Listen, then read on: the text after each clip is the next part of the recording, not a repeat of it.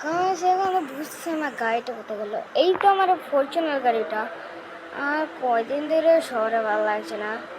যাই হোক, আমার গাড়িটা এখন আমার পজিশনে। এই ফরচুনার আমি বলছিলাম লেজেন্ডার কথাই, তো এবার পেয়েছি ফরচুনার। ফরচুনার কিছু হলো, লেজেন্ডার একটু ভালোই হবে বাস। আমাদের শহরে এই বাড়িটা আসলো থেকে, আমি তো নতুন শহরে যাওয়ার পর থেকে বাড়িটা দেখি নাই। এই বাড়ি থেকে এটা তো গ্র্যানি। বাবা রে বাবা, এটা তো গ্র্যানি। আমার মনে পড়েছে কেন এই গ্র্যানি আমার বাসার সামনে বাড়ি করেছে, কারণ এই গ্র্যানির আমি একটা গাড়ি ছিল, এই গাড়িটাকে মানে ব্লাস্ট করে দিয়েছিলাম, তাই মনে হয় গ্র্যানি এখানে বাড়ির পাশে আমাকে মারার জন্য বাড়িটা বানিয়েছে গাইস।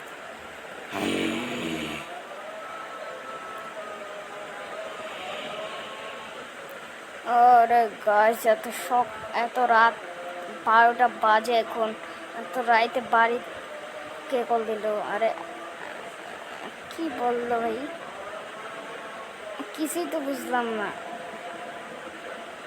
গ্র্যানি নাকি আমাদের শহরে? তো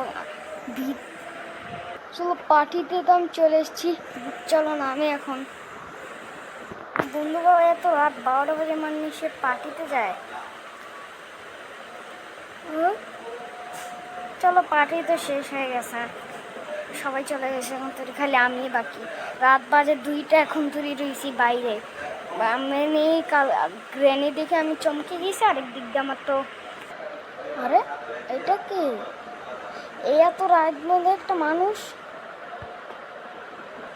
গাইস, আমার উপর থেকে কিসের জন্য আওয়াজ আসছে? চলো তো যাওয়া যাক। কিসের আওয়াজ আসবে?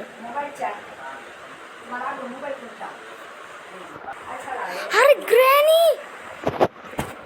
গাইস, এখানে গ্র্যানি আসলো কোত্থেকে?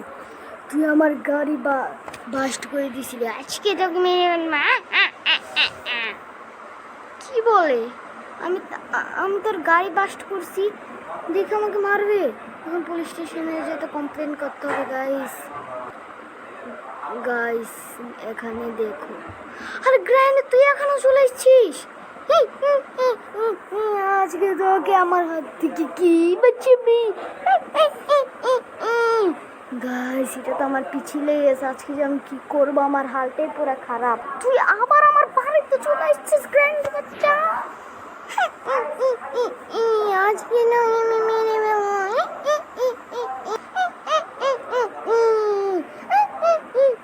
আমার গাড়ি বাস্ট করা মেরে গেল। এবং গাইস, তোমরা পার্ট 2 যেমন কমেন্ট করো। Bye bye.